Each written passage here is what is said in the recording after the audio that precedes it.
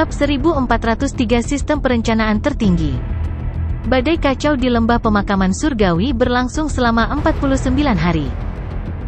Dari 7 sampai 7 ke 7, itu adalah siklus reinkarnasi yang sempurna.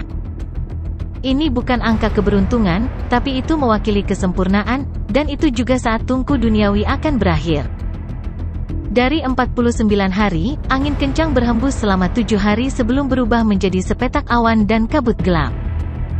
Kabut hitam dipenuhi dengan segala jenis suara, dan itu seperti ratapan hantu dan lolongan dewa. Seolah-olah jutaan jiwa yang teraniaya meratap, mengaum, dan menjerit. Namun, jiwa yang dirugikan tidak bisa lepas dari pengorbanan di Worldly Furnace. Pada hari ke-42, semua suara menghilang, dan seluruh lembah pemakaman surgawi ditelan oleh air laut hitam. Seolah-olah itu telah berubah menjadi lautan yang penuh dengan kematian dan kedinginan. Lembah pemakaman surgawi mendapatkan kembali kedamaiannya setelah 49 hari berakhir. Itu telah berubah menjadi gurun yang kering.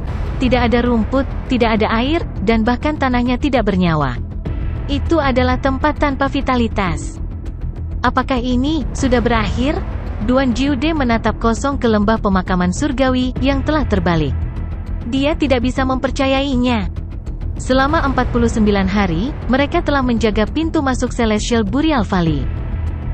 Hanya kura-kura raksasa yang tersisa dan tenggelam ke laut. Tidak ada kabar tentang itu sejak saat itu. Meskipun Mo Junchen berada di puncak tahap langit emas dan memiliki fisik penekan penjara Raja Neraka tingkat pertama, dia masih tidak bisa menghentikan kura-kura, yang tingkat kultivasinya sama dengan miliknya, untuk pergi. Jadi, dia hanya bisa menyerah dan tetap bersama Ryu Jingning, Duan Jiude, dan yang lainnya. Sekarang tungku duniawi di lembah pemakaman surgawi telah menyelesaikan pengorbanannya, mereka mulai merasa tidak nyaman. Bahkan lembah pemakaman surgawi telah berubah menjadi keadaan seperti itu. Apakah Suke dan Budfest masih bisa bertahan? Cepat, ayo masuk dan lihat. Sial, tunggu sebentar, apakah kamu masih ingat di mana gunung itu? Teriak Duan Jiude, tapi dia terkejut. Seluruh lembah pemakaman surgawi telah diubah menjadi gurun datar oleh pengorbanan, dan dia tidak dapat menemukan lokasi gunung itu. Aku ingat, Ryu Jingning menjawab sambil bergegas ke lembah. Tunggu, Mo Junchen segera berteriak, tapi dia terlambat. Ryu Jingning telah bergegas ke Celestial Burial Valley dan langsung menuju pegunungan inti roh yang ditunjukkan oleh Suke. Dia khawatir tungku duniawi di lembah pemakaman surgawi masih akan terpengaruh oleh persembahan kurban karena baru saja berakhir. Inilah mengapa dia tidak berani membiarkan Ryu Jingning masuk. Untungnya, setelah Ryu Jingning masuk, tidak ada bahaya yang tidak terduga, dan dia menghela nafas lega. Jika sesuatu terjadi pada Ryu Jingning, Mo Junchen yakin bahwa pemimpin fraksi Su tidak akan melepaskannya bahkan jika dia menjadi hantu. Tunggu apa lagi? Ayo masuk dan lihat apakah masih ada artefak surgawi yang bisa kita ambil. Izinkan saya memberitahu Anda, anak laki-laki dan anjing itu memiliki banyak harta bersama mereka. Kata Duan Jiude sambil bergegas masuk. Meskipun dia berteriak bahwa dia ingin mengambil artefak surgawi, semua orang dapat melihat bahwa Duan Jiude mengkhawatirkan keamanan Suke dan Budfest. Lagi pula, semua orang bisa melihat bahwa Worldly Furnace bahkan bisa mengorbankan pegunungan. Bagaimana itu bisa melepaskan artefak surgawi? SWOOSH. Setelah beberapa saat, semua orang bergegas ke lembah dan pergi ke barisan pegunungan inti roh yang ditunjukkan oleh Suke. Semua orang berhenti di belakang Ryu Jingning, diam-diam melihat pasir halus yang tak bernyawa dan beberapa batu yang tersisa di bawah kaki mereka, terdiam. Semua anggota fraksi surga yang meledak, dengarkan perintahku. Cepat gali tempat ini. Ryu Jingning menggertakkan giginya dan berteriak. Dia memerintahkan semua anggota fraksi surga yang meledak untuk menyerang.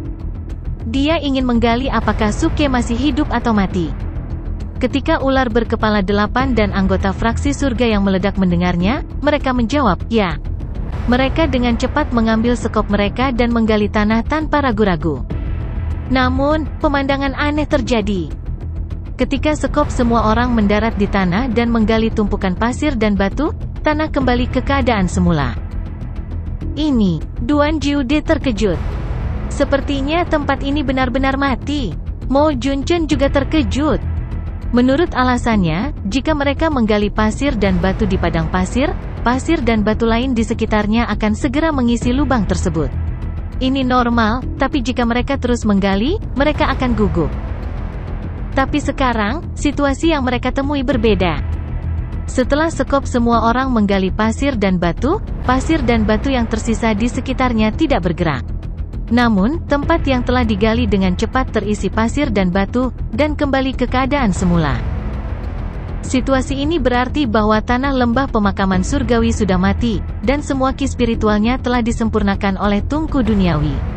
Seluruh tanah telah diperbaiki dalam keadaan ini untuk selamanya, dan itu tidak akan berubah bahkan jika ada lebih banyak atau lebih sedikit tanah di dalamnya. HISS, ini, kurasa kita tidak bisa terus menggali. Duan Jiude menarik napas dalam-dalam dan menggelengkan kepalanya saat dia berbicara. Ryu Jingning mengepalkan tangannya dengan erat. Dia berusaha keras untuk mengendalikan emosinya dan menenangkan dirinya. Saat ini, dia hanya bisa menemukan solusi dengan tetap tenang. Tunggu sebentar, kita bisa pergi ke pegunungan tempat Xuan Yuan Wanrong berada. Jika Xuan Yuan Wanrong masih hidup, maka pemuda itu tidak akan mati. Jika, lupakan saja, ayo pergi dan lihat. Duan Jiude menyarankan. Bagaimanapun, kehidupan Suke dan Xuan Yuan Wanrong saling terhubung. Selama salah satu dari mereka masih hidup, itu berarti yang lain masih hidup. Karena mereka tidak bisa menggali tanah, mereka bisa pergi dan melihat Xuan Yuan Wanrong. Mereka akan dapat mengetahui situasi Suke saat ini. Aku ingat lokasinya. Ryu Jingning segera berangkat dan bergegas menuju pegunungan tempat Xuan Yuan Wanrong berada. Orang-orang lainnya mengikutinya dengan cermat. Segera, Ryu Jingning mendarat di tanah datar. Meskipun pegunungan di tempat ini telah dikorbankan dan dipindahkan ke tanah, altarnya masih belum runtuh. Ryu Jingning melambaikan tangannya yang ramping dan embusan angin bertiup di permukaan altar. Seluruh altar tiba-tiba menjadi jelas, seolah-olah mereka bisa melihat melalui danau dan pemandangan di bawah dengan jelas. Tapi ekspresi semua orang membeku ketika mereka melihatnya. Istana telah aus dan peti mati es di bagian bawah sebagian besar telah rusak. Apa yang tergeletak di dalam bukanlah Xuan Yuan Wanrong, tapi setumpuk residu hitam. Duan Jiude dan yang lainnya terdiam dan tidak bisa berkata apa-apa. Dalam hal ini, mereka tidak perlu mengatakan apa-apa. Mereka sudah tahu jawabannya di dalam hati mereka. Karena altar belum dihancurkan, itu berarti mantra pembatas tempat ini masih ada. Itu berarti Xuan Yuan Wanrong tidak bisa keluar. Kemudian residu seperti tanah hitam di peti mati es mungkin adalah residu yang ditinggalkan oleh Xuan Yuan Wanrong setelah pengorbanan darah. Apa? Sepertinya ada kata-kata di batu ini. Mereka mengatakan. Pada saat ini, seorang anggota fraksi surga yang meledak tiba-tiba berseru kaget. Dia tercengang saat melihat batu persegi panjang di bawah kakinya. Mendengar itu, orang-orang lainnya memandangi batu itu dan juga tercengang. Tangan Ryu Jingning sedikit gemetar, dan wajahnya yang linglung membeku. 4 kata besar tertulis dengan jelas di atas batu, makam Suke. Tulisan tangan yang bengkok dan goresan yang ceroboh benar-benar gaya Suke. Orang itu, mungkinkah itu benar? Tidak, sepertinya tidak. Duan Jiude tidak bisa mempercayainya. Dia tidak tahu mengapa ada batu nisan yang ditulis oleh Suke. Ini tidak sesuai dengan karakter Suke. Jika dia tahu dia akan mati, dia tidak akan pernah menulis kata-kata sederhana seperti itu di batu nisannya. Menurut gayanya, dia setidaknya akan menulis makam pemuda paling tampan dalam sejarah, raja bertindak tangguh yang tak terkalahkan, pemimpin fraksi dari fraksi surga yang meledak, Suke. Dan Budfest, karena Suke telah menulis batu nisan, akan aneh jika Budfest tidak mengikutinya. Kenapa dia tidak meninggalkan batu nisan juga? Saat memikirkan hal ini, mata Duan Jiude berbinar dengan kebijaksanaan. Lagi pula, orang-orang yang memiliki selera busuk yang sama saling memahami dengan baik. Dia merasa hanya ada satu kebenaran. Suke dan Budfest, kedua bajingan itu, tidak akan mati dengan mudah. Ledakan. Tepat pada saat ini, suara keras terdengar di kejauhan. Seolah-olah kehampaan telah terkoyak, dan momentum yang luar biasa turun dari langit. Ekspresi para penonton berubah saat mereka berbalik untuk melihat. Seekor penyu raksasa, yang sebesar gunung, muncul kembali. Itu bisa memanggil angin dan memanggil hujan, dan menutupi langit. Itu memimpin pasukan elit dari 1 juta anggota suku laut. Itu sangat kuat. Penjaga suku kita akan segera lahir. Kalian manusia semut, keluar dari sini. Penyu raksasa itu memarahi dengan keras di langit. Suaranya menggetarkan bumi dan mengejutkan. Mo Junchen tenggelam dalam kesedihan atas kematian Suke. Dia pikir dia sudah mengharapkan hasil ini, jadi dia tidak akan terlalu memikirkannya. Bagaimanapun, dia telah hidup begitu lama dan telah melihat hidup dan mati. Namun, ketika dia melihat kura-kura raksasa suku laut dan pasukan suku laut, Mo Junchen sangat marah. Aura pembunuh yang mengerikan menyapu keluar. F*** kamu, aku akan membunuhmu hari ini. Mo Junchen, yang selalu anggun di mata para penonton, tiba-tiba berteriak. Kemudian dia berubah menjadi seberkas cahaya dan membubung ke langit. Dor, dor, dor. Tubuh Mo Junchen terus mengembang di udara. Gesekan antara tubuhnya dan udara menciptakan api dengan kecepatan yang mengerikan. Dia berubah menjadi seberkas cahaya dan menyerbu ke arah tentara suku laut. Auranya sangat kuat. Saat ini, Mo Junchen benar-benar marah. Dia benar-benar marah. Jika Suke tidak membawanya keluar, dia akan menjadi tumpukan tulang di tanah misteri Dewa Neraka. Jika dia tidak pergi ke benua surga bersama Suke, dia tidak akan memiliki kesempatan untuk berendam di kolam eliksir giok cabang emas. Jika Suke tidak menjanjikan 1 juta anggota kepada fraksi surga yang meledak, dia tidak akan secara impulsif meninggalkan sekte pemurnian peralatan dan bergabung dengan fraksi surga yang meledak. Sekarang, Suke mungkin sudah mati. Mo Junchen sangat kesakitan. Yang paling penting, Suke telah menjanjikan 1 juta anggota kepada fraksi surga yang meledak, tetapi dia bahkan belum melihat 1% pun dari mereka.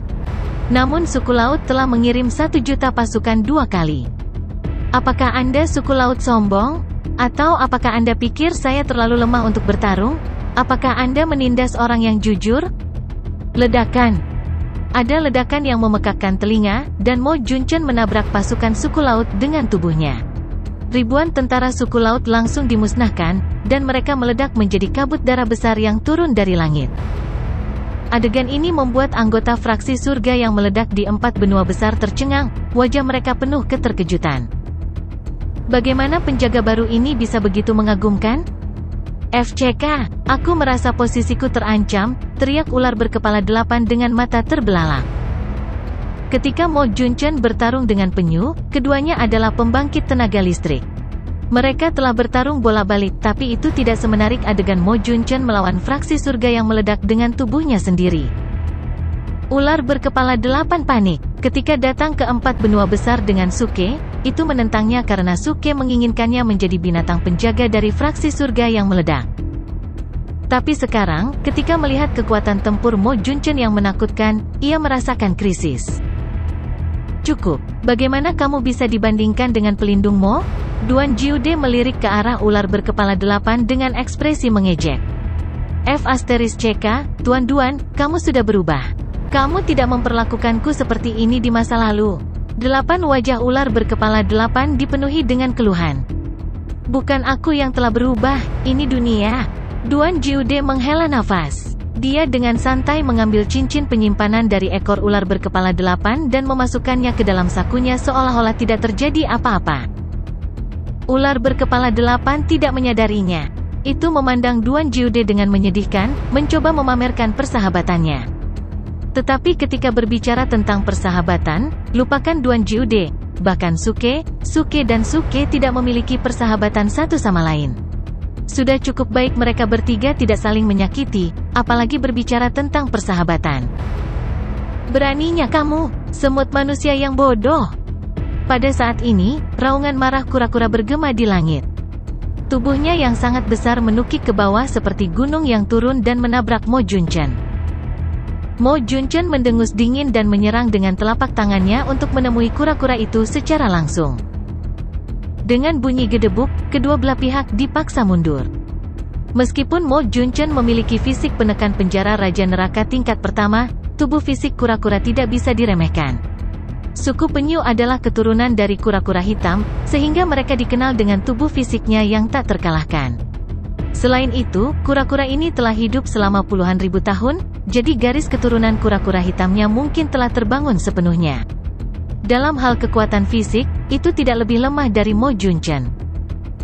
HMPH, kamu hanya semut manusia. Hari ini, aku akan menunjukkan kepadamu apa itu kekuatan yang sebenarnya. Kura-kura besar suku laut mendengus dingin. Matanya bersinar terang, dan serangkaian seni sihir terjalin dan ditembakkan ke arah Mo Junchen. Mo Junchen tidak panik sama sekali. Wajahnya suram. Dia mengulurkan tangannya dan memadatkan ribuan alat ajaib untuk melawan kura-kura itu lagi. Pada saat yang sama, sejuta pasukan suku laut telah mengunci mata mereka pada Duan Jiude, Ryu Jingning, dan yang lainnya. Niat membunuh mereka tidak terbatas. Manusia terkutuk ini, beraninya mereka menggunakan skema untuk menghancurkan pasukan kita. Hari ini, kita akan membalas dendam atas klan kita yang gugur. Seorang komandan ras laut, yang mengenakan baju besi perak dan telah berubah menjadi wujud manusia, berteriak dengan suara keras sambil memegang bendera besar di tangannya. Duan Jiude segera memutar matanya dan menggelengkan kepalanya. Kelompok orang bodoh ini pasti dibodohi oleh kura-kura tua itu. Jelas kura-kura tua itu yang mengirim pasukan suku laut untuk dikorbankan. Sekarang, dia ingin kita menjadi kambing hitamnya. Bunuh saja mereka, Ryu Jingning berkata dengan dingin. Wajahnya sedingin es. Tangannya yang ramping mengeluarkan seni sihir, dan sinar cahaya terjalin dan ditembakkan ke arah pasukan suku laut yang berkekuatan sejuta. Dia juga merasa bahwa Suke mungkin telah meninggal. Bahkan jika Suke memiliki cara untuk menghindari pengorbanan tungku duniawi, akan sulit baginya untuk menghindari kematian bersama dengan Xuan Yuan Wanrong. Sekarang Xuan Yuan Wanrong menjadi tumpukan debu, dia merasa Suke juga tidak akan bisa menghindari ramalan itu. Oleh karena itu, saat ini, dia hanya ingin membunuh suku laut dan melampiaskan amarahnya pada mereka. Meskipun ini terdengar tidak masuk akal, Ryu Jingning tidak pernah menjadi orang yang berakal sebelum dia bertemu Suke. Saat itu, dia dikenal sebagai wanita iblis dari Buddhisme Ji, dan banyak orang di 4 benua besar takut padanya. Hari ini, wanita iblis ini muncul lagi. Gemuruh, awan gelap berkumpul di langit, dan petir menyambar. Mereka semua dikendalikan oleh Ryu Jingning. Matanya dingin, dan cahaya dingin bersinar di dalamnya. Setiap gerakan yang dia lakukan dipenuhi dengan niat membunuh yang mengerikan. Suara mendesing. Sebuah sambaran petir melintas dan berubah menjadi ribuan belati petir. Mereka padat seperti pancuran, dan hujan turun. Ah! Selamatkan aku, selamatkan aku! Ratusan anggota suku laut tertusuk belati petir. Tubuh mereka hangus hitam, dan mereka dibakar. Mereka berteriak dengan sedih. Banyak anggota fraksi surga yang meledak dari 4 benua besar tersentak. Nyonya iblis yang akrab dari Buddhisme Ji akhirnya kembali. Ini sangat menakutkan. Ayah, ibu, aku ingin pulang. Aku merindukan perawan suci Liu ketika pemimpin fraksi kita masih hidup. Banyak orang tampak pahit saat mereka menyaksikan Ryu Jingning tanpa ampun menuai kehidupan anggota suku laut dengan seni sihirnya. Semua orang tahu mengapa Ryu Jingning seperti ini. Suke dalam bahaya, dan kemungkinan besar dia sudah mati. Ini berdampak besar pada banyak orang, apalagi Ryu Jingning. Kalian manusia mencari kematian. Saat ini, raungan marah datang dari tentara suku laut. Seorang anggota perlombaan laut berbentuk manusia yang mengenakan baju besi emas tiba-tiba melompat keluar dari kerumunan dengan tombak panjang di tangannya, mengejutkan semua orang yang hadir. Puncak panggung surgawi surga, mata Duan Jiude membelalak kaget. Bagaimana makhluk seperti itu bisa disembunyikan di pasukan suku laut? Sialan, bagaimana kita bisa melawan mereka? Ledakan. Bersamaan dengan suara keras, Void tiba-tiba terdistorsi seolah-olah diguncang oleh kekuatan yang tak terlihat. Kemudian Ryu Jingning dikejutkan oleh Void, dan dia jatuh dari langit. Dia terhuyung mundur lebih dari 10 langkah, dan wajahnya pucat. Darah mengalir dari sudut mulutnya. Dia, yang sekuat Earth Celestial, terluka parah hanya dalam satu gerakan. Seorang es di Heaven Celestial Stage sangat mengerikan. Oh tidak, ini masalah besar. Duan Jiude sangat ketakutan sehingga dia menggigil dan dengan cepat menggeledah tubuhnya. Dia juga berada di tahap surgawi bumi, dan dia tahu betul betapa besar jarak antara mereka dan tahap surgawi. Bahkan jika dia bergabung dengan Ryu Jingning, mereka tidak akan bisa mengalahkan es di puncak Heaven Celestial Stage. Jadi, pada saat kritis ini, Duan Jiude memutuskan untuk menggunakan keahlian aslinya. SWOOSH. Dia melambaikan tangannya dan mengeluarkan cangkang kura-kura kuno. Dia mengocoknya dengan cepat dan melakukan ramalan. Ketika beberapa koin perunggu kuno jatuh dari cangkang kura-kura, ekspresi Duan Jiude menjadi serius, dan dia dengan cepat menghitung dengan jarinya. Anggota fraksi surga yang meledak juga sangat serius. Mereka menahan napas dan menunggu jawaban Duan Jiude dengan tenang. Meskipun mereka tidak tahu apa arti Heaven Celestial Stage, Ryu Jingning terluka parah oleh satu gerakan, yang cukup untuk membuktikan seberapa kuat Heaven Celestial Stage itu. Oh tidak, ini buruk. Saat ini, Duan Jiude menghitung dengan jarinya dan tiba-tiba berhenti, dan ekspresinya berubah secara dramatis. Ketika semua orang mendengar apa yang dia katakan, hati mereka ada di mulut mereka, dan mereka sangat ketakutan. Duan Jiude berteriak sekuat tenaga, jariku kram. **, kamu menakuti kami. Anggota fraksi surga yang meledak tidak bisa berkata apa-apa saat mereka melihat Duan Jiude. Bagaimana kamu bisa menggunakan kata-kata berita buruk begitu saja? Bagaimana kamu bisa membuat jarimu kram karena ramalan dengan jarimu? Bagaimana ini bisa dianggap berita buruk? Cepat, datang dan bantu aku menarik jariku. Sepertinya ada harapan untuk ramalan ini. Duan Jiude mendesak dengan cemas. Beberapa anggota fraksi surga yang meledak mendengarnya dan melangkah maju untuk membantu Duan Jiude merentangkan jarinya. Duan Jiude tidak tinggal diam. Dia menikmati pijatan dengan jarinya dan mulai menghitung dengan tangannya yang lain. Segera, ekspresi senang muncul di wajahnya. Ini ramalan yang bagus. Sepertinya kita tidak akan berada dalam bahaya kali ini, seru Duan Jiude. Semua orang terkejut. Bagaimana bisa ada ramalan yang baik dalam situasi seperti itu? Mo Junchen dan kura-kura raksasa masih terjerat dalam pertempuran. Tak satu pun dari mereka bisa melakukan apapun untuk yang lain. Itu adalah situasi 50-50. Hanya dua pembangkit tenaga listrik di Earth Celestial Stage, Duan Jiude dan Ryu Jingning, yang tersisa. Apalagi, Ryu Jingning baru saja terluka parah. Sedangkan untuk pihak lain, mereka memiliki 3 atau 4 jenderal suku laut di tahap langit bumi. Yang lebih menakutkan adalah mereka memiliki seorang komandan di Heaven Celestial Stage, yang memiliki kekuatan tempur yang luar biasa. Dia telah melukai Ryu Jingning dengan serius begitu dia muncul. Bagaimana bisa ada ramalan yang bagus ketika ada perbedaan kekuatan yang begitu besar? Semuanya, kalian bisa tenang dan bernapas lega. Aku tahu tebakanku benar, bocah itu dan Budfest pasti tidak mati. Mereka pasti akan keluar untuk menyelamatkan kita. Duan Jiude benar-benar santai. Dia percaya pada ramalan ini. Setidaknya, sejak dia mewarisi skill rahasia ini, dia tidak pernah salah. Selama ada situasi berbahaya, dia akan bisa meramalnya. Sekarang dia memiliki ramalan yang bagus, dikombinasikan dengan spekulasi sebelumnya tentang batu nisan, dia merasa bahwa Suke dan Budfest kemungkinan besar masih hidup. Jadi dia langsung menganggap Suke sebagai kunci untuk memecahkan masalah. Apalagi semuanya masuk akal. Mereka memiliki satu orang lebih sedikit yang bisa bertarung melawan seorang kultivator di Heaven Celestial Stage.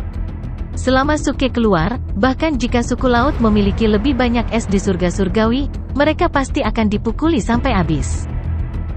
Duan Jiude, apakah kamu yakin mereka masih hidup?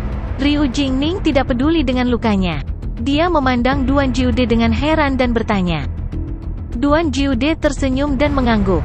Betul, berdasarkan pemahamanku tentang mereka, tidak mungkin mereka mati dengan mudah. Misalnya, batu nisan itu. Jika kamu tenang dan memikirkannya, kamu akan tahu bahwa itu bukan gaya Suke. Hanya karena batu nisan itu? Ryu Jingning sedikit kecewa. Dia menggelengkan kepalanya sedikit. Aku juga telah melihat kata-kata di batu nisan. Itu benar-benar berbeda dari gayanya yang biasa. Tapi ini saja tidak dapat membuktikan apa-apa. Selain itu, kamu juga telah melihat peti mati es di bawah tanah. Bisakah dia benar-benar melarikan diri? Nasib kitab surgawi Taiyi? Ryu Jingning benar-benar tidak mau menerima kenyataan ini. Tapi semuanya terbentang di depannya, dan dia tidak bisa tidak memikirkannya. Dia ingat bahwa Suke telah memasuki lembah pemakaman surgawi sendirian. Ketenangannya yang tidak biasa membuatnya merasa lebih tidak nyaman. Selain itu, ada ramalan yang ditemui Suke di benua surga, serta abu di peti mati es Xuanyuan Wanrong. Semua ini ditambahkan bersama berarti bahwa tungku duniawi, ramalan kematian, dan kitab surgawi Tai semuanya mendorong Suke ke jalan buntu. Di hadapan bukti kuat seperti itu, pernyataan Duan Jiude bahwa batu nisan itu bukan gaya Suke sama sekali tidak meyakinkan. Bahkan jika orang banyak berharap untuk berpikir positif, mereka tetap tidak bisa menipu hati mereka sendiri. Ada perbedaan besar antara kebutaan dan kepercayaan. Hei, apa yang kamu katakan tidak benar. Bahkan jika batu nisan tidak cukup untuk membuktikan bahwa pemuda itu baik-baik saja, ramalanku seharusnya cukup meyakinkan, kan? Dalam situasi kita saat ini, kecuali pemuda Suke kembali, siapa lagi dapat mengubah situasi ini menjadi ramalan yang baik? Duan Jiude berbicara dengan tegas. Ini, Ryu Jingning kehilangan kata-kata, dan rasa dingin di wajahnya sedikit mereda. Karena kali ini, ramalan Duan Jiude benar-benar memberinya harapan. Dalam situasi saat ini, hanya Suke yang bisa melawan komandan suku laut di puncak panggung surgawi. Jangan khawatir. Kali ini, aku sangat percaya diri. Semua petunjuk ini mengarah ke arah yang baik. Duan Jiude memasang ekspresi tenang dan tenang. Dia meletakkan tangannya di pinggul, membusungkan dadanya, dan mengangkat kepalanya. Dia telah mendapatkan kembali kesombongan dan harga dirinya sebelumnya. Banyak anggota fraksi surga yang meledak memandangnya dengan hormat. Wajah ular berkepala 8 penuh dengan pemujaan saat dia berkata, "Penatua Duan, kamu terlalu hebat."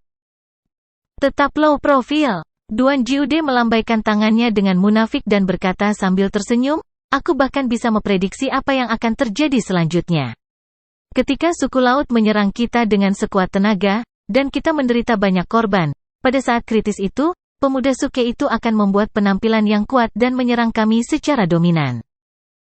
Wow, apakah dia sehebat itu? Kerumunan berseru kaget. Ramalan yang bagus bisa memprediksi banyak hal. Sulit untuk tidak menjadi luar biasa. Ular berkepala 8 juga terkejut. Duan Jiude melambaikan tangannya dengan munafik dan berkata, "Jangan menonjolkan diri," sambil menikmati pujian orang banyak. Namun, teknik ramalan itu hanya bisa menghitung heksagram superlatif. Itu tidak bisa benar-benar memprediksi segalanya. Misalnya, bagaimana situasi akan berkembang di kemudian hari adalah semua tebakan liar Duan Jiude sendiri. Pada saat yang sama, di lokasi inti spiritual di kejauhan. Ribuan meter di bawah tanah, di gua kecil yang gelap gulita.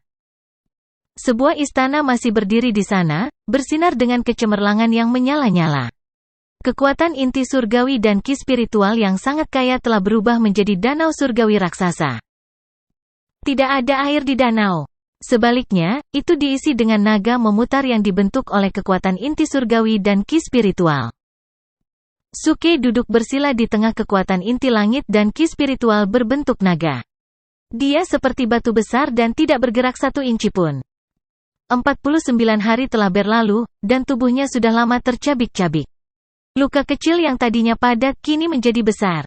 Seluruh tubuhnya sudah lama kehilangan bentuk manusianya.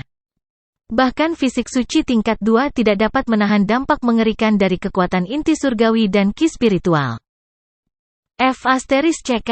Anak ini benar-benar aneh. Bahkan aku tidak tahan lagi. Namun dia masih bisa bertahan sampai sekarang. Buttface, yang berdiri di luar istana, memasang ekspresi ketakutan saat dia menatap Suke.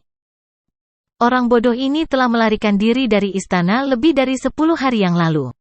Itu mungkin karena dia tidak tahan lagi atau karena dia takut sakit sehingga dia melepaskan kultivasinya dan menyelinap pergi. Xuanyuan Wanrong tetap di tempat yang sama dan tidak pergi. Dia memperhatikan situasi Suke. Pada saat ini, hatinya dipenuhi dengan keterkejutan dan ketidakpercayaan. 49 hari telah berlalu, dan semua makhluk hidup di lembah pemakaman surgawi, serta jutaan anggota suku laut, telah dikorbankan oleh tungku duniawi dan berubah menjadi kekuatan inti surgawi yang tak terbatas yang terkondensasi dalam inti spiritual. Suke terus-menerus diserang oleh kekuatan inti surgawi dan ki spiritual berbentuk naga yang mengamuk, tetapi dia tetap tinggal di sana dan tidak ingin berhenti berkultivasi. Saat Xuan Yuan Wanrong mengamati tubuh Suke dihancurkan hari demi hari dan setiap luka terbuka, hatinya berkedut. Tubuhnya tercabik-cabik oleh kekuatan inti surgawi dan ki spiritual, dan rasa sakit yang dia rasakan tidak sebanding dengan rasa sakit karena tercabik-cabik oleh senjata. Inti masalahnya adalah bahwa setelah luka-lukanya robek, mereka masih akan dengan gila-gilaan menyerap kekuatan inti surgawi ke dalam tubuhnya. Ini seperti menuangkan garam ke lukanya dan menambahkan lebih banyak rasa sakit padanya. Ini adalah sesuatu yang tidak diharapkan oleh Xuan Yuan Wanrong. Suke tiba-tiba begitu kejam terhadap tubuhnya. Ini benar-benar berbeda dari kesan yang dia tinggalkan padanya di masa lalu. Dia tiba-tiba berubah dari bajingan tak tahu malu menjadi anak muda yang tegas dan berkemauan keras. Perubahannya terlalu besar. Dor! Pada saat ini, suara renyah bergema dari dantian Suke. Kemudian, seluruh auranya tiba-tiba naik dengan selisih yang sangat besar. F***CK. Ini luar biasa. Anak ini telah membuat terobosan lagi. F***CK. Dia masih ingin melanjutkan. Buttface mengutuk. Dia sangat iri pada Suke. Xuan Yuan Wanrong tidak mengatakan apa-apa dan terus mengamati Suke. Tapi jejak kelembutan dan persetujuan bisa dilihat di kedalaman tatapannya. Bibirnya yang indah melengkung membentuk senyuman anggun. Pemuda ini bukan hanya orang biasa. Matahari, bulan, angin, dan awan telah berubah menjadi naga.